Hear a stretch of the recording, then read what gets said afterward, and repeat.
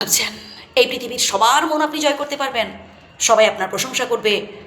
না প্রিয় বন্ধু, কিছু কিছু মানুষ থাকবে যাদের আপনি হাজার উপকার করলেও মন পাবেন না, প্রশংসা তারা করবেই না, উপরন্তু আপনার সমালোচনা করবে, আপনার নিন্দা করবে, আপনাকে নিয়ে আজে বাজে কটু কথা বলবে। তাই সর্বপ্রথম নিজেকে গুরুত্ব দিন, নিজের ভালোটা বোঝার চেষ্টা করুন। আপনি আপনার কাছে সেরা। কেন মাথা মতো করে আছেন ভাই? ও প্রচুর টাকা, ও খুব ধনী, এরকমে কখনো নিজের সম্মানটাকে নষ্ট করতে যাবেন না।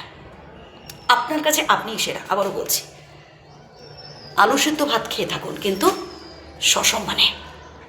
আত্মসম্মান এমন একটা জিনিস না যেটা অর্জন করতে অনেক সময় লাগে, কিন্তু সে সম্মান নষ্ট করতে পারে 2 সেকেন্ডও যায় না। তাই সম্মানটাকে ধরে রাখার চেষ্টা করুন। জীবনে দুঃখ থাকবে, জীবনে কষ্ট থাকবে, সব কিছু মিলেমিশেই জীবন। দুঃখের সময় যেমন ভেঙে পড়া উচিত নয়, ঠিক তেমনি সুখের সময়ে অহংকারী হওয়া উচিত নয়, যেটা আমরা অনেকেই ভাবি। আমার প্রচুর টাকা আছে, একটা তুড়ি মারলেই সবাই পৌঁছে যাবে, আমাকে সবাই ভালোবাসে, সবাই আমার কাছে মাথা নত করে আছে। না প্রিয় বন্ধু, আসলে সবাই আপনার কথা শুনছে এখন তার কারণ আপনার টাকা আছে। আর এই টাকা পয়সাকে বেশি ভরসা করতে চাবেন না। আজ আছে কাল নেই, এগুলোকে আগলে রাখাও যায় না যদি তার সৎ ব্যবহার আপনি না জানেন, সৎভাবে যদি আপনি সেটাকে ব্যবহার না করেন। তাই ভালোবাসা দিয়ে ভালোবাসা দেওয়ার চেষ্টা করুন সৎভাবে।